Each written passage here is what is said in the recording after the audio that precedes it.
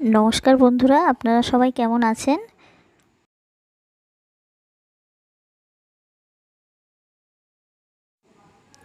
আজকে আমি আবারও হাজির হয়েছি পনিরের একটা নতুন রেসিপি নিয়ে।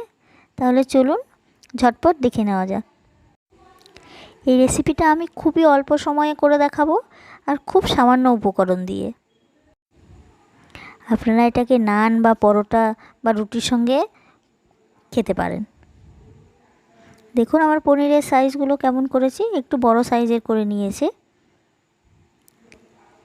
আর এখানে নিয়েছি টক দই।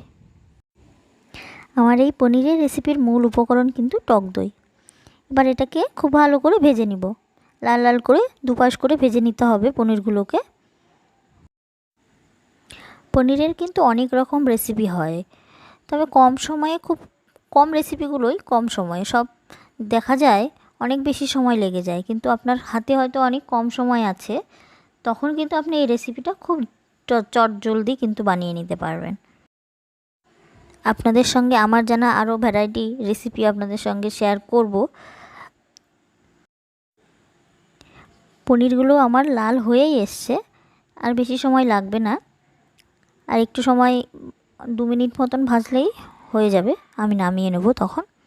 দেখুন সম্পূর্ণ পনিরগুলো প্রায় লাল লাল হয়ে গেছে এক পাশে। ভালো করে উল্টে উল্টে ভাজতে হবে।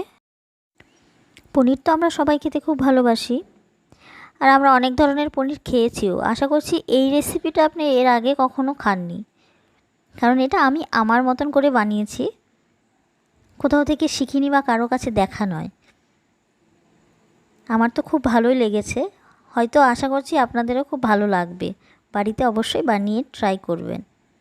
দেখুন লাল করে আমি ভেজে নিয়েছি। এবার একেবারে লো ফ্লেমে আমি গ্যাসটাকে রেখেছি, আর এখানে কড়াইতে তেল দিয়ে ফোড়ন দিচ্ছি। এখানে দিয়ে দিলাম তেজপাতা, সাদা এলাচ এবং লবঙ্গ। এগুলো হালকা হিটে আমি ভেজে নেব। একটু লাল হয়ে গেলেই এর ভেতরে আমি টক দইয়ের মিশ্রণটা দেব। এটার ভেতরে এখন একটু আদা পেস্ট দিয়ে দিলাম আমি। এটাকে হালকা হিটে রেখে দেব। এদিকে টক দইয়ের ভেতরে আমি লঙ্কা গুঁড়ো দিচ্ছি 2 টেবিল স্পুন। আমি আন্দাজ করে দিচ্ছি, আপনারা চাইলে চামচ দিয়ে এখানে মেপে দিতে পারেন। লঙ্কা গুঁড়োটাকে ভালো করে দইয়ের সঙ্গে মিক্সচার করে নেব। তবে হ্যাঁ, এটা যদি আপনারা মনে করেন আপনারা ব্লেন্ডারে একেবারে ব্লেন্ড করে নেবেন, তাহলে কিন্তু আরও বেশি ভালো হয়। তারপরে দিয়ে দিলাম একটুখানি হলুদ গুঁড়ো, একটুখানি পরিমাণ মতো লবণ। সেটাকেও আবার ভালো করে মিক্সড করে নেব।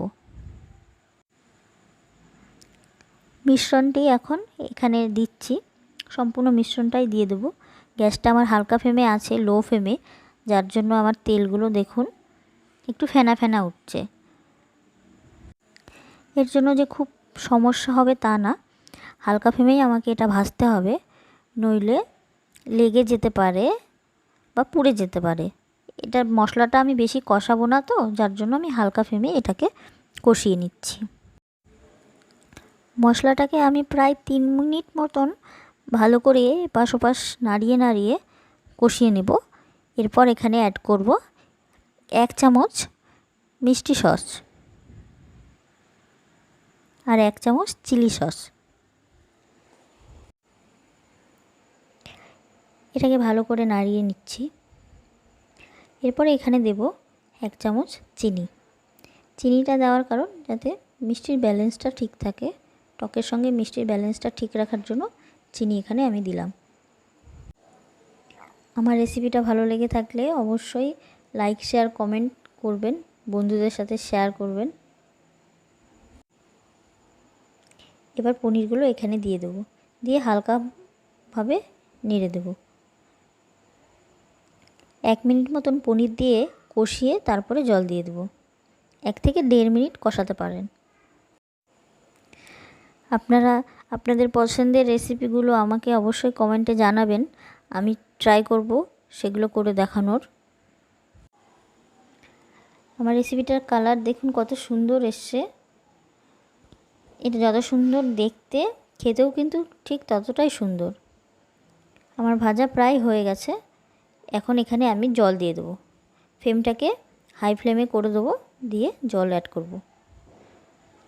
বেশি জল এখানে দেওয়া যাবে না, কারণ উপকরণ খুব সামান্য, যার জন্য জলটাও আমাকে অল্পই রাখতে হবে, নইলে কিন্তু মশলাটা একদম জলের সঙ্গে অ্যাডজাস্ট হবে না, আর তখন মশলাটা ছাড়া ছাড়া দেখতে লাগবে, খেতেও কিন্তু ভালো হবে না। সেই জন্য জল পরিমাণ মতন সামান্য দিতে হবে।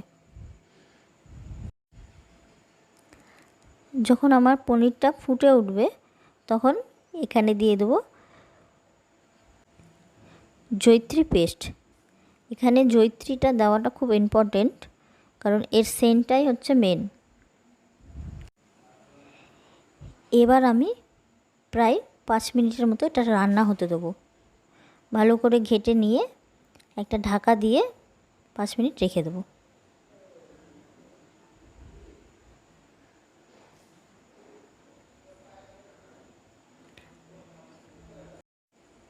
ঢাকনাটা তুলে এখানে আমি দিয়ে দিলাম সামান্য পরিমাণ গরম মশলা।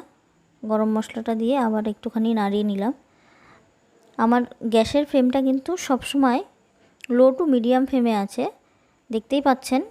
খুব বেশি যে জোরে ফুটছে তা কিন্তু না, কারণ জোরে যদি দেন তাহলে কিন্তু আপনার জলটা শুকিয়ে যাবে। সেই জন্য হালকা ফ্লেমে এটাকে রান্না করতে হবে। এবার এখানে দিয়ে দিচ্ছি কাসুরি মেথি। কাসুরি মেথিটা আপনারা যে কোনো দোকানে পেয়ে যাবেন, মার্কেটে অ্যাভেলেবেল সব জায়গায়। এর সেন্ট বা ফ্লেভার যেটাই বলুন না কেন, প্রত্যেকটা রান্নার কিন্তু আলাদা একরকম টেস্ট নিয়ে আসে। এটা দেওয়ার পর কিছুক্ষণ আমি আবার এখানে ঢেকে রাখবো, তাহলে কাসুরি মেথির সেন্টটা ভালো করে ছড়াবে।